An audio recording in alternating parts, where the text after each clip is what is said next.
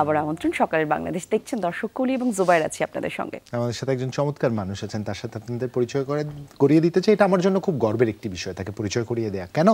কারণ তিনি বাংলাদেশের মানে সংখ্যাগরিষ্ঠ জনসংখ্যার প্রতিনিধিত্ব করেন এবং আগামীর যে বাংলাদেশের স্বপ্ন আমরা দেখি, আগামীর বাংলাদেশ আমরা ঠিক যেভাবে ঢেলে সাজাতে চাই, আগামীর বাংলাদেশে যে পরিমাণে আমরা সবুজায়ন চাই, ঠিক সেই কাজটির নেতৃত্ব দিচ্ছেন তিনি। কথা বলছিলাম আমাদের আজকের অতিথিকে নিয়ে, যার নাম হাসান রনি। তিনি আহ্বায়ক মিশন গ্রিন বাংলাদেশ। আজ আমাদের সাথে অতিথি হিসেবে আছেন তিনি। শুভ সকাল, স্বাগত সকালের বাংলাদেশে। কেমন আছেন রনি? খুবই ভালো আছি, শুভ সকাল। এবং এখানে এসে আরো বেশি ভালো লাগছে, আপনাদের সাথে কথা বলছি। আপনাদেরকে নিয়মিত আমরা পর্দায় দেখি, সো সরাসরি এসে আরো ভালো লাগছে। আমরা দুজন বলতে চাই, আমরা নিয়মিত আপনাদের কাজ দেখি, কারণ এই তারুণ্যের কাজের দিকে আমরা আসলে তাকিয়ে থাকি। আমরা যা আমাদের জায়গা থেকে করছি, আমাদের আগ্রহ থাকে আমাদের তারুণ্য এর চেয়ে ভালো কিছু করবে, যা হয়তো আমাদের একটু করে স্বস্তি দিবে। কারণ আমরা তো খুব সাধারণ জনতার কাতারে পড়ি। আপনারা যারা তরুণ আছেন, তারুণ্যকে যারা প্রতিনিধিত্ব করেন, তারা খুব লিডিং হ্যান্ডে আছেন। তো আপনারা কিছু করলে এটা আমাদের জন্য খুব স্বস্তিদায়ক হয়। একদম একই রকম কথাই আসলে আমিও বলতে চাই। রনি, আপনার কাছে মানে শুরুতেই আপনার কাজ এবং আপনার কাজের যে পরিধি, যেখান থেকে আপনি কাজ করেন, অর্থাৎ যেটা বলছিল জুবাই কিছুক্ষণ আগে, মিশন গ্রিন বাংলাদেশ নিয়ে কাজ করছেন হাসান রনি। তিনি আহ্বায়ক এই পুরো জায়গাটা। একটু আমাদেরকে জানাবেন কি কাজ করে মিশন গ্রিন বাংলাদেশ, কিভাবে এটার যাত্রা শুরু থেকেই জানবো। ওকে, সো আমরা আসলে অবশ্যই এটা চাই যে হেলদি লাইফস্টাইল আমরা লিড করি, বা বাংলাদেশকে একটা আমরা নিজেরাই আসলে যখন ফিল করছিলাম রিসেন্ট টাইমে যে পরিবেশের একটা ব্যাপক বিপর্যয় হচ্ছে, সেটা এখন আগে হয়তো ওইভাবে ফিল করা যাচ্ছিল না, এখন কিন্তু যাচ্ছে যে আমরা বের হতে পারছি না বাসা থেকে। হিট ওয়েভ চলছে বাংলাদেশে, এমন অবস্থা যে মানুষজন আসলে মারা যাচ্ছে হিট ওয়েভে, যেটা আসলে বাংলাদেশ কখনোই এক্সপিরিয়েন্স করে, কখনোই আমরা কল্পনা করি। হ্যাঁ, সো এই যে জায়গাটা নিয়ে আসলে বাংলাদেশের পরিবেশ নিয়ে অনেক কথা হয়, বাট যেটা প্রয়োজন সেটা হচ্ছে কাজ বা ফিল্ড লেভেলে কাজ। এবং শুধু এমন না যে ঢাকা কেন্দ্রিকও কাজ, সারা বাংলাদেশের প্রতিটা কোনায় কোনায় কাজ। সো আমি ঢাকা ইউনিভার্সিটি থেকে পড়াশোনা করেছি। ঢাকা ইউনিভার্সিটির যেটা central culture organisation, Dhaka university culture society, ওটা আমি ফর্ম করেছি ইউনিভার্সিটিতে থাকা অবস্থায়। এর পাশাপাশি সারা ওয়ার্ল্ডের বিভিন্ন যে ইউথ ইভেন্টগুলো হয়, সেখানে বাংলাদেশের প্রতিনিধিত্ব করেছি। তো এইসব করতে গিয়ে যেটা সবসময় হয়েছে, বা আমি নিজেও আসলে পত্রিকায় লেখালেখি করতাম এক সময় তরুণদের নিয়ে, তো সারা বাংলাদেশে আমাদের একটা সার্কেল আছে। তো যখন এই প্রবলেমগুলা সামনে আসলো যে বাংলাদেশে এখন খুবই খারাপ অবস্থা, হিটওয়েভ চলতেছে, বন্যা চলতেছে, সাইক্লোন চলতেছে, প্রত্যেক দিক থেকেই কিন্তু আসলে আমরা এখন একটা করে সময় পার করছি, নতুন করে একটা সংকট আমাদের সামনে এসে দাঁড়াচ্ছে। এবং এটা কিন্তু শুধু বাংলাদেশ না, সারা ওয়ার্ল্ড পার করছে। সো মানে বাংলাদেশ কিন্তু একদিক থেকে সিগনিফিকেন্ট হচ্ছে, প্রচুর মানুষ আছে আমাদের এবং তরুণদের একটা বড় সংখ্যা আছে। সো তখন আমরা চিন্তা করি যে আমরা তো একটা প্ল্যাটফর্ম নিয়ে কাজ করছি, আমাদের start up healthy living. So ওইটা নিয়ে কাজ করতে গিয়ে আমাদের মনে হলো যে হেলদি লিভিং নিয়ে আমরা কাজ করতে চাই। সো যদি আমাদের মানে বায়ু দূষণ, যেমন আপনারা অবশ্যই জানেন এনভায়রনমেন্টই যদি হেলদি না থাকে তাহলে রাইট, তো আমাদের আসলে হেলদি লাইফস্টাইল আমরা কোনোভাবে ইনশিওর করতে পারবো না। এবং ঢাকা তো আপনারা জানেন যে বায়ু দূষণে সারা ওয়ার্ল্ডের সবচেয়ে টপ ক্যাটাগরিতে সবসময় থাকে, টপ 3-তে থাকে। তো সেখান থেকে আমরা চিন্তা করলি যে আমরা যেহেতু আমাদের সার্কেল আছে একটা সারা বাংলাদেশে, হোয়াই নট আমরা সারা বাংলাদেশ ব্যাপী একটা সামাজিক আন্দোলন গড়ে তুলি, যেখানে হচ্ছে যেটা হয় যে মানে আমিও বিভিন্ন সময় দেখি যে সবাই কথা বলাতে বেশি ব্যস্ত। আমরা চেষ্টা করি যে আমরা কথাবার্তা পরে বলবো, আগে আমরা একটু কাজ করি। সো সেখান থেকে আমরা হচ্ছে মুভমেন্ট শুরু করি যে আমরা গাছ লাগানোর প্রোগ্রাম শুরু করি। এবং শুধু গাছ লাগানোর ব্যাপারটা না, আসলে এখানে সচেতনতা তৈরি করাও, যে আমি যে 100 বা 1000 বা 1 লাখ গাছ লাগাই দিয়ে আসলাম, সেটা টিকলো না, সেটাও কিন্তু কোনো লাভ হলো না, বা আমি আরো ক্ষতি করলাম, 1 লাখ গাছ মেরে ফেললাম। সো এই জায়গাটা থেকে আমরা খুব সিরিয়াস ওয়েতে, একটু প্ল্যান্ড ওয়েতে কাজ করার চেষ্টা করি। সেটা আমরা শুরু করি হচ্ছে 31 তারিখ, যেহেতু আমরা আগেও শুরু করতে পারতাম, কিন্তু হিট ওয়েভের মধ্যে গাছ লাগালে গাছগুলো বাঁচবে না। পরে আমরা যেটা করি যে আমরা একটা প্ল্যান্ড ওয়েতে 31শে মে থেকে আমরা কাজ শুরু করি। আমরা ফার্স্ট ইভেন্টটা করি গাজীপুরে।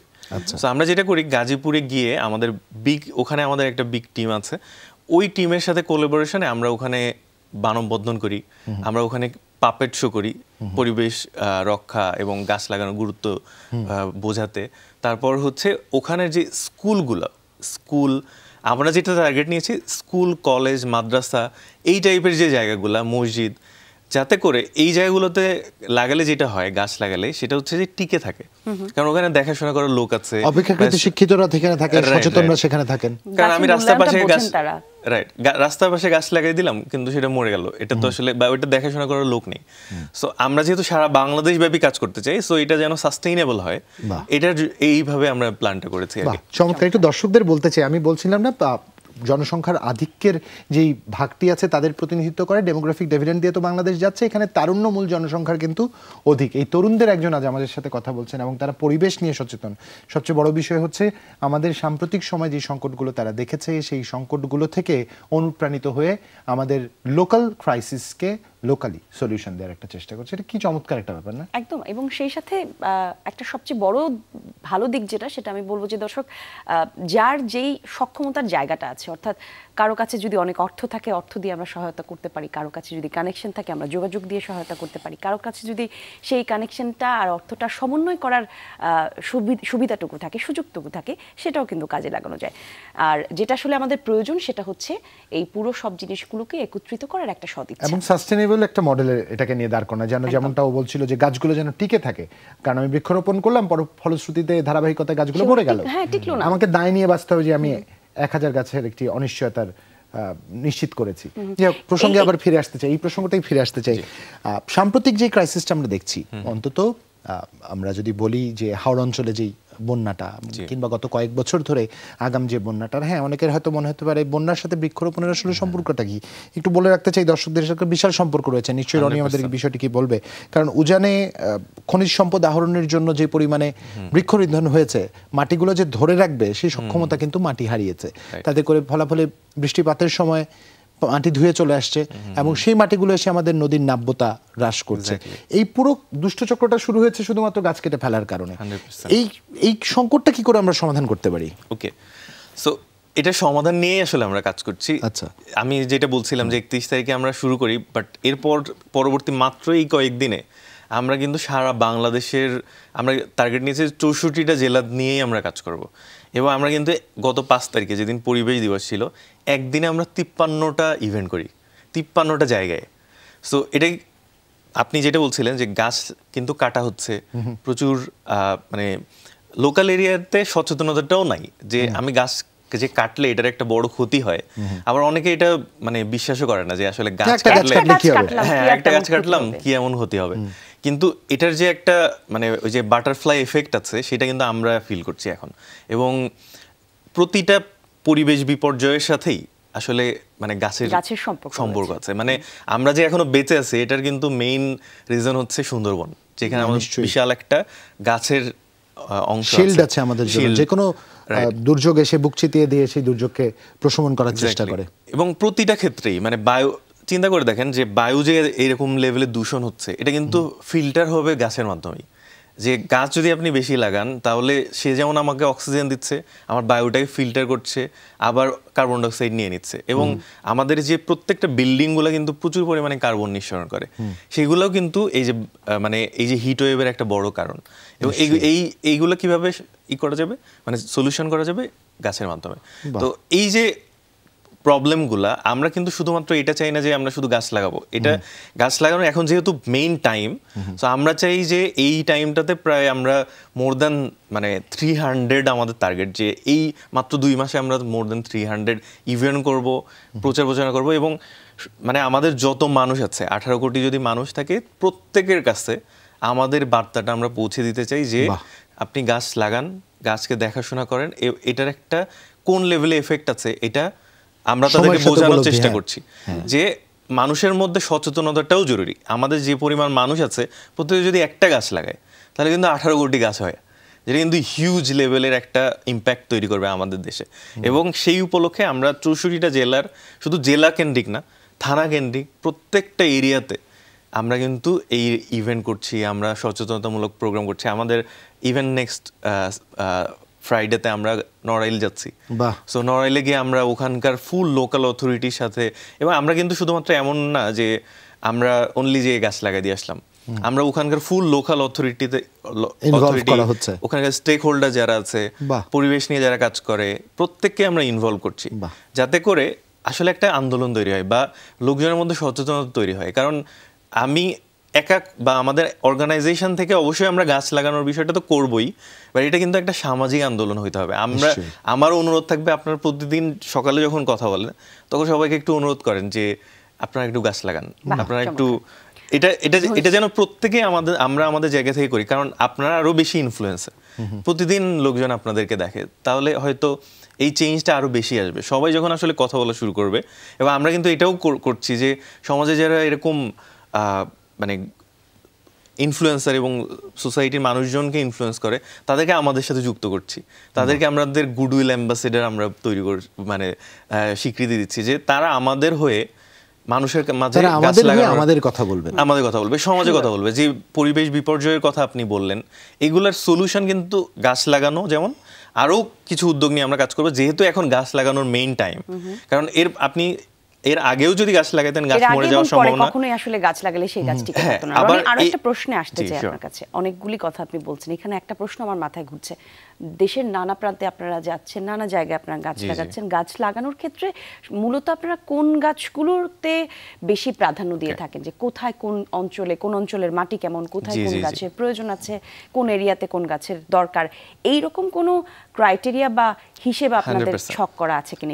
আমরা এই হিসাবটাই শুনবো, একটা বিরতি নিয়ে নেই কলি, এটা বিস্তারিত হিসাবটা আমরা শুনতে চাই, কারণ হচ্ছে খুব স্বাভাবিকভাবে এটা একটা অনেক বড় সড়ি করা আছে না। আমরা আগে হিসাবটা শুনে ফেলি, কোথায় কি, তারপরে না হয় একটা বিরতি নিব। গুরুত্বপূর্ণ বিষয়। আমরা যখন আসলে মিশন গ্রিন বাংলাদেশ শুরু করি, আমার সাথে আরেকজন আছেন, ওনার নাম হচ্ছে আবুল বাশার মিরাজ।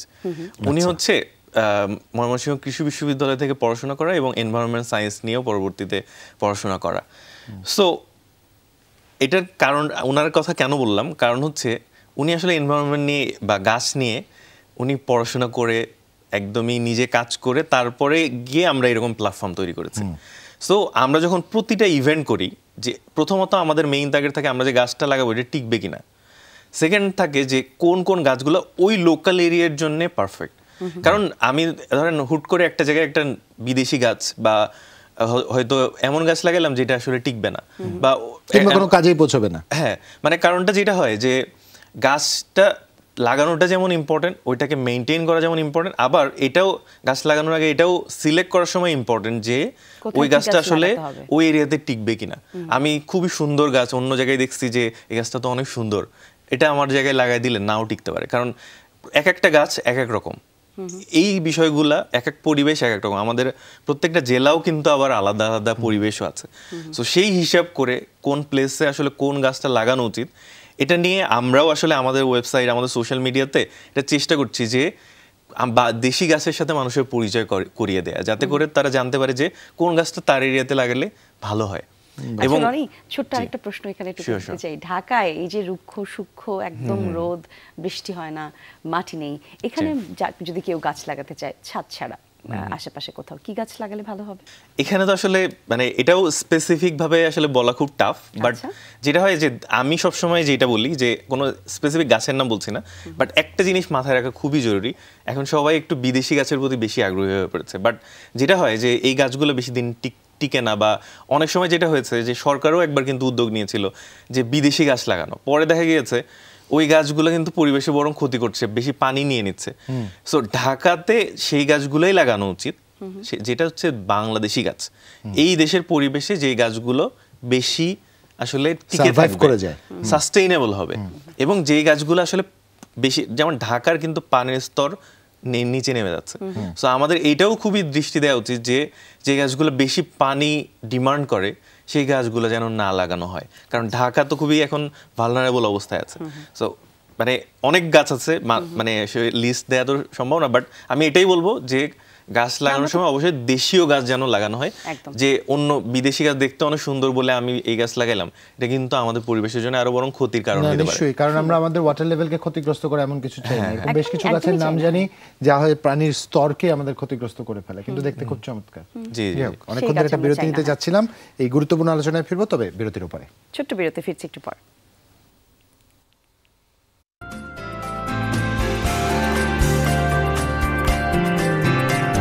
আরো একবার আমন্ত্রণ, সকালের বাংলাদেশ দেখছেন দর্শক, কুলি এবং জুবাইর আপনাদের সঙ্গে আছে, আর আমাদের সঙ্গে আছেন আহসান রনি, তিনি আহ্বায়ক মিশন গ্রিন বাংলাদেশ। কথা বলছিলাম তার সঙ্গে, পরিবর্তন নিয়ে কাজ করেন তারা, এবং সেই পরিবর্তনটা হচ্ছে দেশের দশের, আপনার আমার সবার, দেশের পরিবেশ পরিবর্তনের সাথে তারা জড়িত। সেটা কিভাবে তা নিয়ে কিছুক্ষণ আগে গল্প করছিলাম। এখনই যারা যুক্ত হয়েছেন সাথে থাকুন, গল্পে অংশগ্রহণ করুন। তবে তার আগে একটু আপনাদের জানিয়ে দিতে চাই, বাংলাদেশ আফগানিস্তানের খেলায় এই মুহূর্তে 14 ওভার 4 বলে 80 রানে 1 উইকেট হারিয়ে 80 রান সংগ্রহ করেছে আফগানিস্তান। যেটা খেলার আপডেট একটু দিয়ে রাখলাম আর কি। আমার একটু আলোচনা আমরা যেতেছি, রনির সাথে আমরা আলাপে ছিলাম। রনি, খুব স্বাভাবিকভাবেই একটা প্রশ্ন এসে দাঁড়ায়, যেহেতু আপনারা সবুজায়নের একটা যুদ্ধে নেমেছেন, সামাজিক আন্দোলন তৈরি করতে যাচ্ছেন এবং সবকিছু মিলিয়ে মিশিয়ে একটা চমৎকার পরিবর্তন আনবার চেষ্টা করেছেন। এখানে যে গাছগুলো আপনারা রোপণ করছেন, এই গাছগুলো আসে কোথা থেকে, মানে কি করে আপনারা সংরক্ষণ, অর্থায়ন হয় কিভাবে পুরো বিষয়টি? সো এটা একটা বড় চ্যালেঞ্জ ছিল আমাদের জন্য আসলে, যে আমরা সারা বাংলাদেশে গাছ লাগাবো, তো প্রচুর গাছ দরকার।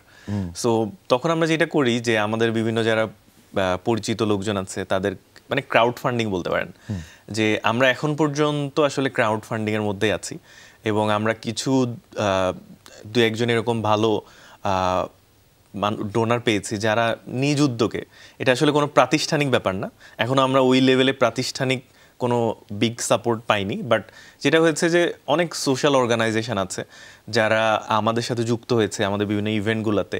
এক একটা ইভেন্টের জন্য সেই জন্য আমাদের এক এক রকম পার্টনার থাকে, যে গাছ কিন্তু বাংলাদেশে আসলে অনেক দাম, এখন অনেক বেশি দাম হয়ে গেছে। সো এই জন্য আমরা একটা কনসেপ্ট নিয়ে কাজ করছি, যেটা নিয়েও আমি একটু কথা বলতে চাই। সেটা হচ্ছে যে ধরেন গাছ আসলে আমাদেরকে অক্সিজেন দেয়, এবং আমাদের কার্বন ডাইঅক্সাইড যেটা আমাদের আসলে ক্ষতি করে প্রকৃতিকে, বা এত হিট ওয়েভের যে মেইন রিজন কার্বন ডাইঅক্সাইড, সেটা নিয়ে নেয়, আবার বায়ুটাকেও মানে পিউরিফাই করে। এখন সেই গাছ যেটা আমাদেরকে বাঁচায় রাখছে, আমাদের প্রকৃতিকে বাঁচায় রাখছে, সেই গাছটা কিন্তু এখন আমরা যদি কিনতে যাই, আপনি খুব ভালো পয়েন্ট নিয়ে আসছেন। সো এই পয়েন্টটা নিয়ে খুবই ইম্পর্টেন্ট একটা ডিসকাশন করতে চাই। সেটা হচ্ছে যে এই গাছগুলো কিন্তু এখন আমরা যদি কিনতে যাই, গভর্নমেন্টও কিন্তু গাছ বিক্রি করে, যে আপনি গভর্নমেন্টের কাছ থেকেও কিন্তু গাছ কিনতে হয়। মানে আপনি পরিবেশ মন্ত্রণালয় বলেন বা হর্টিকালচার আছে, গভর্নমেন্টের বন মন্ত্রণালয় আছে, এখানে গেলেও গাছ কিনতে হয়।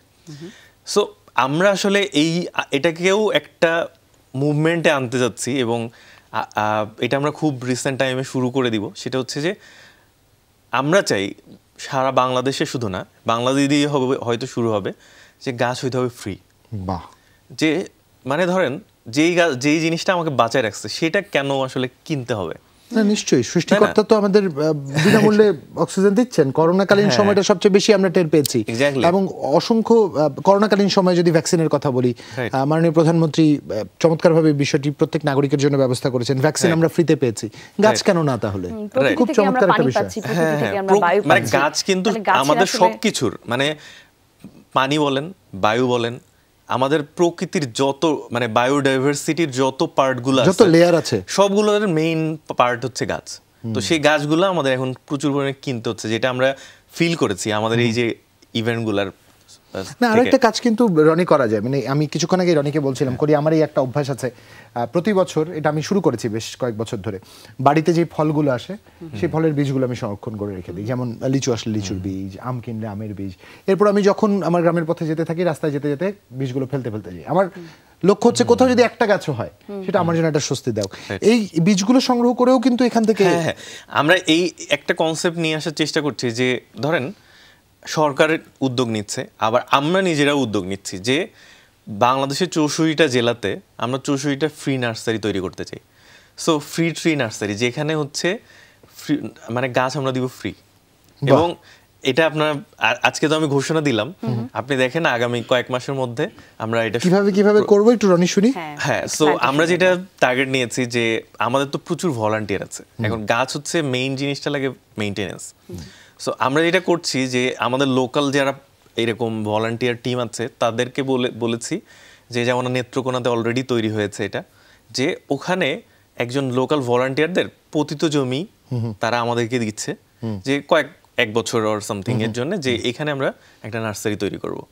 সো আমরা ওখানকার ভলান্টিয়ার টিমদের মধ্যে থেকে এরকম একটা টিম তৈরি করেছি, এরা এই নার্সারিটার ফুল মেইনটেনেন্সের কাজগুলো করবে। আর আমাদের ঢাকার যে টিম আছে যারা আসলে এই বিষয়ের এক্সপার্ট, যে কীভাবে কোন গাছগুলো আসলে করা যায়, সব গাছ আমরা দিব না, অনলি যেই গাছগুলো খুব ইজিলি গ্রো করবে, এনভায়রনমেন্টে এবং সার্ভাইভ করে যাবে। বাংলাদেশের জন্য খুবই সাস্টেইনেবল এবং লোকাল গাছ।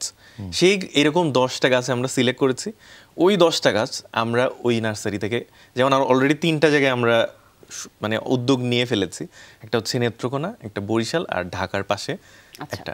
সো এখান থেকে আমরা যেটা করব, এটারও একটা সাস্টেইনেবল মডেল তৈরি করেছি যে আমরা 10 টাইপের গাছ দিব ফ্রি, আর বাকিগুলো কিনতে হবে। সো ওই আর টব, তারপর সার, এইগুলো কিনতে হবে। সো আপনি ওই 10টা গাছ যত ইচ্ছে ফ্রি নিতে পারেন, আর অন্য গাছগুলো কিনতে হলে টাকা লাগবে। সো ওই টাকা দিয়ে আমরা এটা রান করব। আচ্ছা, সাস্টেইনেবল একটা মডেল। আমার মাথায় একটা বুদ্ধি এসছে কথা বলতে বলতে। মানে বুদ্ধিটা কিরকম এসছে মানে হাসতে বলি, হ্যাঁ মাঝে মাঝে এরকম বুদ্ধি উদয় হয় আমার মাথায়। সেটা হচ্ছে সাস্টেইনেবল প্ল্যান করতে, যে আমরা যেটা করছি, আমরা নিজেরা নার্সারি করছি। হ্যাঁ, আমি ব্যক্তিগত উদ্যোগে কিংবা কলি ব্যক্তিগত উদ্যোগে যদি মিশন গ্রিন বাংলাদেশের সাথে সম্পৃক্ত হতে চাই, নিশ্চয়ই আর্থিকভাবে সহায়তা করতে হবে, যেকোনোভাবেই সম্ভব। ঢাকার একদম ঠিক সন্নিকটে পূর্বাচলের কথাই যদি বলি, এরকম প্রচুর সংখ্যক প্লট ওনার আছেন যাদের প্লটে হয়তো এখনো কোনো ডেভেলপমেন্ট হয়নি, কিংবা আগামী বছর খানেকের মতো ইমারত নির্মাণের কোনো প্ল্যানও নেই, পরিকল্পনা নেই। তারাও তো চাইলে তাদের প্লট নিয়ে গিয়ে আসতেন যে পারেন যে হ্যাঁ, আমি মিশন গ্রিন বাংলাদেশকে 1 বছরের জন্য আমার প্লটটা দিলাম, এখানে একটা নার্সিং করা যেতে পারে, এখানে একটা ফার্মেসি তৈরি করে এখানে গাছটা গ্রো করা যেতে, না? 100% আপনাদেরকে বুদ্ধিটা দিলাম, যারা শুনছেন কারো মাথায় যদি এই বুদ্ধিটা কোনোভাবে ক্লিক করে যায়, জায়গাটা তো পড়েই রয়েছে। 100% মিশন গ্রিন বাংলাদেশকে আমরা দিয়ে সহায়তা করতেই পারি যে হ্যাঁ, এখানে তারা ভলান্টিয়াররা আসলো, কিছু চারা তৈরি করতে পারলো বীজ থেকে, যেই চারাগুলো হয়তো পরবর্তীতে বাংলাদেশের কোনো প্রান্তে। এবং আরো একটা বিষয় আপনাকে বলি, যেহেতু আপনি এই বিষয়টা নিয়ে আসছেন, সো আমরা এটাও চাই যে বাংলাদেশের যত ব্র্যান্ড আছে বা প্রতিষ্ঠান আছে যারা ব্যবসা করছে বা যে কোনো ওয়েতেই, সো তারা যে প্রোডাক্টগুলো সেল করছে, যে লাইক একটা ফ্যাশন ব্র্যান্ড যদি বলি, আমাদের কয়েকটা জায়গায় কথা চলছে, বাট এটা এখনো কনফার্ম হয়নি। সো মানে আপনাদের থ্রু দিয়ে আমি আসলে সবাইকে এই চাওয়াটা যে আপনারা হচ্ছে ব্যবসা করছেন অবশ্যই ভালো, বাট আপনারা যে ধরেন যতগুলো প্রোডাক্ট সেল করছেন, প্রত্যেকটা প্রোডাক্টের জন্য 1 টাকা আপনি পরিবেশকে দেন। সো আমরা তখন এই টাকাটা দিয়ে নার্সারি তৈরি করি এবং সেটা আবার সাধারণ জনগণকে দেই। সো নিশ্চয়ই এটা তো তাদের একটা দায়িত্ব, কারণ কর্পোরেট সোশ্যাল রেসপন্সিবিলিটির আওতায় বহুজাতিক কোম্পানি বলি কিংবা আমাদের নিজস্ব কোম্পানিগুলো বলি, এটা কিন্তু তাদের একরকম দায়িত্ব, কারণ প্রত্যেক কোম্পানি তার পণ্য উৎপাদনের ক্ষেত্রে কোনো না কোনো ভাবে কার্বন নিঃসরণের সাথে সম্পৃক্ত, কার্বন নিঃসরণ করছে, এবং কার্বন কস্টটাই যদি দিয়ে এনভায়রনমেন্টকে সেভ করতে হয়, তাহলে তো একটা টাকা দেওয়া উচিত। সেটা আসলে তো ওই জায়গাটাতে কথা বলার জায়গা আছে, কারণ এক একটা কোম্পানি ধরেন এক এক রকমের একটা মডেলে তারা ওই জায়গাটা না, যদি মজু করতে পারে 1 টাকা করে ফিলিস্তিনের জন্য সংগ্রহ করতে পারে, পরিবেশের জন্য আমাদের আরো বেশি না জরুরি, যে মানে অবশ্যই এটাও গুরুত্বপূর্ণ, কিন্তু যেটা আমাদের জন্য ডাইরেক্ট ইম্প্যাক্ট, যে এখনই যদি আমি একটা গাছ লাগাই, সেই একটা গাছ থেকে কিন্তু অক্সিজেন আসবে, এবং এখনই কিন্তু আমি সেটার একটা এফেক্ট পাচ্ছি। সো এই অবশ্যই সেই জায়গাটাতে আসলে স্বস্তির একটা বড় একটা জায়গা তৈরি হয়। নিশ্চয়ই রনি, আপনি এই কাজগুলো যখন করছেন, আপনার এই যে এই জার্নিতে আপনি অনেক মানুষকে সংযুক্ত করেছেন, একটু তাদেরকে নিয়ে যখন আপনি কাজ করেন, সেই জায়গাটায় কিছু জানবার বিষয় আছে, সেই প্রশ্নটা আপনাকে রাখতে চাই। তবে সময়ের তো একটা হিসেব নিকেশ আমাদের আছে, আমাদের একটা ছোট্ট বিরতিতে যেতে হচ্ছে, বিরতি থেকে ফিরে এসে সেই প্রশ্নটা করবো। ছোট্ট একটা বিরতি নিচ্ছি, ফিরে চেক করি।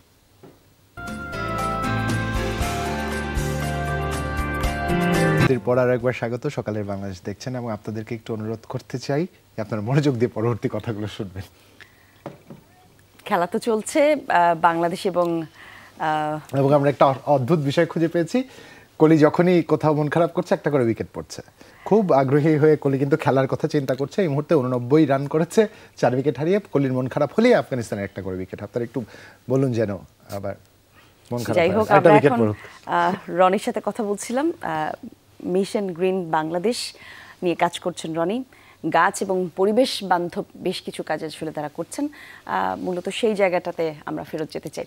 রনি, বিরতিতে যাবার আগে যেটা বলছিলাম, আপনি দেশের নানা প্রান্তে কাজ করছেন, মানুষকে উদ্বুদ্ধ করছেন গাছ লাগাতে, পরিবেশ বাঁচাতে, এবং সেই জায়গাটাতে আপনি যখন আপনার এই পুরো জার্নিটাতে আমাকে একটু বলবেন কি জটিলতাগুলি কোন জায়গাতে? আমি একটু কঠিন জায়গাগুলি শুনতে চাই। সুন্দর অনেক ভালো ভালো কথা তো শুনলাম, তো যেটা চ্যালেঞ্জের জায়গাগুলো যেগুলো আসলে নর্মালি অন্যরা ফেস করে, যেমন মানে ভলান্টিয়ারদেরকে পাওয়া, বা হচ্ছে এই যে ইভেন্ট অ্যারেঞ্জ করা। একদিনে আমরা যেমন 53টা ইভেন্ট কথা আপনাকে বললাম, নেক্সট মান্থে আমরা টার্গেট নিয়েছি একদিনে 100টা ইভেন্ট করব। তো এই যে অ্যারেঞ্জমেন্টের যে এটাই কিন্তু বিগ চ্যালেঞ্জ, বাট যেটা হয়েছে আমাদের জন্য আসলে এগুলা ওই লেভেলের চ্যালেঞ্জ না। আমরা যেহেতু মানে ইউনিভার্সিটির লাইফ থেকেই এরকম আমাদের টিমের যারা মেম্বার আছেন সবাই এরকম ভলান্টিয়ার কাজের সাথে যুক্ত ছিলেন, ফলে আমাদের সার্কেলও অনেক বড় আমাদের সাথে। এবং মিশন গ্রিন বাংলাদেশ অলরেডি এত বেশি একটা মানে হাইপ তৈরি হয়েছে যে সারা বাংলাদেশ থেকে আমরা প্রতিদিনই কল পাচ্ছি যে আমরা আপনাদের সাথে কাজ করতে চাই, আমরা ইভেন্ট করতে চাই। এরকম অনেকগুলো ইভেন্ট আমাদের পাইপলাইনে এখনই আছে। আমরা খুবই রিসেন্টলি আমরা এই যে নেক্সট উইক থেকে আমরা সারা বাংলাদেশে আসলে গাছ লাগানো মানে প্রায় অ্যারাউন্ড 5 থেকে 10,000 গাছ মানে ফ্রিতে সব মানে স্টুডেন্টের মধ্যে দিব।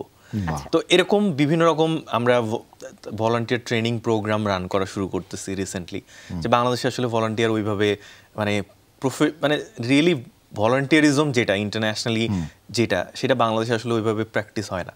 তো আমরা নিজেরা প্রকৃতির জন্য আমরা সিলেক্টেড কিছু ভলান্টিয়ারকে নিয়ে তাদেরকে মানে বন তৈরি করাবো তাদেরকে দিয়ে লোকালি সারা বাংলাদেশের প্রতিটা কোনায় কোনায়। সো এই যে ব্যাপারগুলো এইসব দিকে আমাদের কোনো চ্যালেঞ্জ নাই।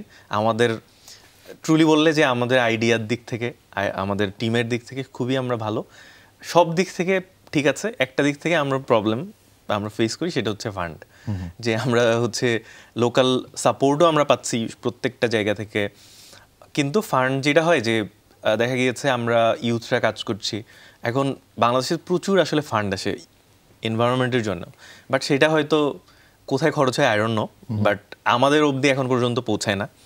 তো এটা একটা বড় চ্যালেঞ্জ আসলে, যে এমন না যে টাকা লাগবে আমার, আপনি আমাকে গাছ দেন, আপনি আমাকে কোনো না কোনোভাবে সাপোর্ট দেন, আমাদের ইভেন্টের জন্য টি-শার্ট দেন, দরকার হয় যে ভলান্টিয়ারদের জন্য খাবার দেন, যে কোনো কিছু দেন, মানে এমন না যে টাকা দিতে হবে। আমরা তো আসলে কাজ চাই, মানে গাছ চাই বা সাহায্য চাই যে কোনোভাবে।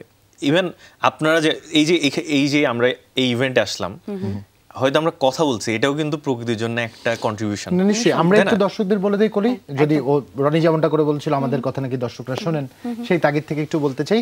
আপনারা টেকনাফ থেকে তেঁতুলিয়া পর্যন্ত বাংলাদেশে 1,47,570 বর্গ কিলোমিটার জুড়ে যারা রয়েছেন, যেখানে রয়েছেন, যেই প্রান্তে রয়েছেন, কেউ অর্থ দিয়ে, কেউ বিভিন্ন রকম সহায়তা দিয়ে, কেউ মানসিক স্বস্তি দিয়ে, কিংবা কেউ সাহায্যের দুটো হাত দিয়ে যদি এগিয়ে আসেন, মিশন গ্রিন বাংলাদেশের মতো এরকম উদ্যোগ নিঃসন্দেহে ব্যাপ্তি পাবে।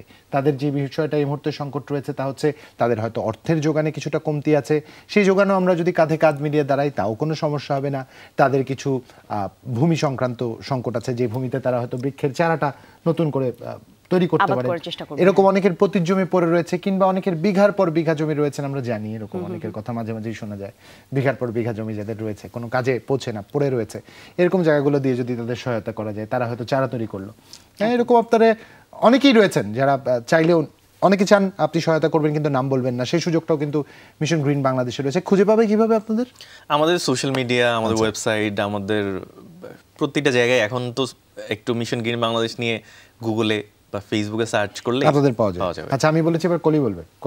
আমার তেমন কিছু বলবার নেই। আমি যেটা বলতে চাই যে যেই কাজটা আসলে রনি করছে, যেই কাজটা মিশন গ্রিন বাংলাদেশ করছে, সেই কাজটা কিন্তু আপনার, আমাদের সকলের। এই কাজটা আমরা কিন্তু অন্য কারোর জন্য করব না, আমরা নিজেদের জন্য করব। এই যে প্রচণ্ড দাবদাহে আমরা যখন কষ্ট পাই, আমরা প্রচণ্ড গরমে যখন বাইরে মানুষকে দেখি, মানুষ ঘামছে, অসুস্থ হচ্ছে, হাসপাতালে যাচ্ছে, আপনার আমার পরিবারের মানুষজন কোনো একটা জায়গায়, কোনো একটা ছোট্ট খুপড়ি ঘরে হয়তো কারো বসবাস, তারা প্রচণ্ড কষ্টে দিন পার করছে। এই সময়টা আমরা আমাদের ভবিষ্যৎ প্রজন্মকে দিতে চাই কিনা, এই প্রশ্নটা আমরা যখন করব, উত্তর কিন্তু এমনিতেই মিলবে। সেই জায়গায় পরিবর্তনটা আমরা আনতে চাই। ছোট্ট উদ্যোগ, আশেপাশের সবাইকে নিয়ে গাছ লাগাই, পরিবেশ বাঁচাই, এই ছোট্ট একটা জায়গা থেকে আমরা যদি আরেকটু উদ্যোগী হই, মনোযোগী হই, চিত্র কিন্তু পাল্টে যাবে দর্শক। এরকম আমরা অনেক পাল্টে যাবার চিত্র দেখেছি। বাংলাদেশ তো সবচেয়ে বড় উদাহরণ। আমরা সেই দেশের মানুষ, যেই দেশ 50 বছরে পৃথিবীর বুকে সবচেয়ে বেশি মাথা ঘুরে দাঁড়িয়েছে এবং বিশ্ব জন্ম দিয়েছে, তাই তো? যাই হোক, রনি, অসংখ্য ধন্যবাদ। শুভকামনা আপনাদের জন্য এবং আপনার মাধ্যমে আপনার প্রত্যেক টিমমেটের জন্য, যারা বাংলাদেশের যে প্রান্তে রয়েছেন, যারা ডোনার রয়েছেন, সাপোর্টার রয়েছেন, সবার জন্য শুভকামনা থাকলো আমাদের পক্ষ থেকে। আমি নিশ্চয়ই যমুনা টেলিভিশন এবং সকালের বাংলাদেশের যদি কিছু করণীয় থাকে, আমরা সবসময় উদ্যোগী হয়ে আপনাদের পাশে থাকতে আগ্রহী। ধন্যবাদ আপনাদেরকেও। এবং মানে আমি বলবো যে মানে অবশ্যই আমরা আমাদের ফিল্ড লেভেলে কাজ করছি, আপনারা এখান থেকে কাজ করছেন, এবং এটারও একটা বিগ এফেক্ট রয়েছে। এবং আমি যেটা তখনও বলছিলাম যে আপনার প্রত্যেকেরই আসলে সোশ্যাল মিডিয়ার যে জায়গাটা, যে সোশ্যাল মিডিয়া বা মিডিয়া, প্রত্যেকটা জায়গারই আসলে একটা বিগ ইম্প্যাক্ট আছে। যারা প্রত্যেকে নিজের জায়গা থেকে যে গাছ লাগানোর জায়গাটা যদি নিজে উদ্যোগ নেয়, এটা একটা বিগ চেঞ্জ কিন্তু আসবে। নিশ্চয়ই। আমি আজকে এখানেই ইতি টানতে চাই। আমরা তো চারপাশে প্রচুর সুপার হিরো দেখি না, এই সুপার হিরোর মধ্যে আপনার আমার প্রত্যেকের মধ্যে একটা সুপার হিরো আছে, শুধু তাকে খুঁজে বার করতে হবে। সেই সুপার হিরোটা হোক গ্রিন মিশন বাংলাদেশের মতো মানসিকতা, যেখানে আপনি চাইলেই আপনার পরিবেশকে বাঁচিয়ে একজন ক্যাপ্টেন প্ল্যানেট হয়ে যেতে পারবেন। আজকে এখানে বিদায় নিব, সবাই ভালো থাকবেন, সুস্থ থাকবেন, সবাই সুন্দর একটা দিন কাটুন, নিরাপদে সাবধানে পথে চলাফেরা করবেন। শুভ সকাল।